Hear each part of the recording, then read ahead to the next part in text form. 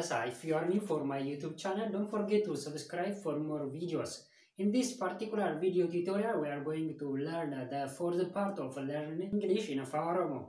Shama akkam jirtu ani barasaadha. As keessatti immoo kan nuti barannu kun kutaa arfaffaa Ingiliffaa Afaan Oromootiin barachuudha.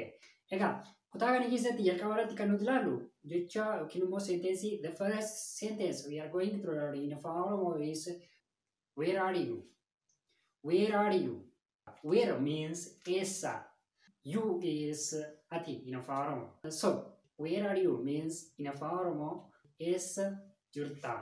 Ati essa jirta. You can say also like this. The second one is what are you doing?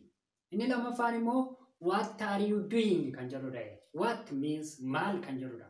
You kan jennu immoo ati kan jedhudha. Doing gaafa jennu immoo hojjechuu, dalagaa, waa raawwachuu jechuudha.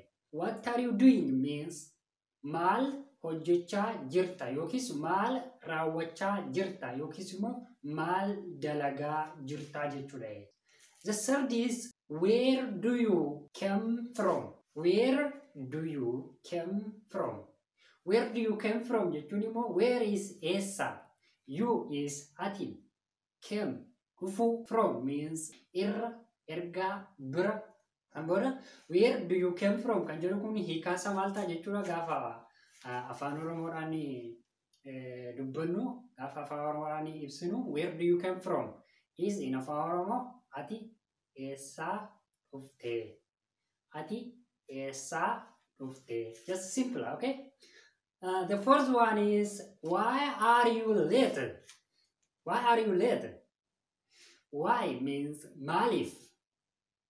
You means ati. Late means barfachu. Barfachu. So why are you late? Gaafa jennu maal jechuu keenyadha? Maalif barfatte jechuudha. Maalif barfatte. The last one and the fifth one is called what is your name? What is your name?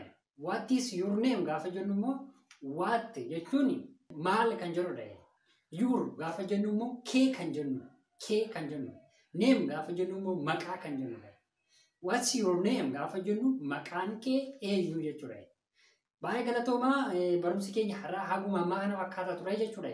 Yoo yaada yookiin gaaffii qabdu ta'e komentii irratti barreessuun dagatina. YouTube kiyyaaf haaraa taata'inaan immoo subscribe, like, share gochuun dagatina.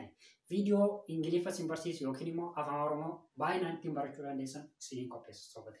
Thank you very much. See you on the fifth class or on the fifth part of learning English in Afaan Oromo. Thank you. Bye bye.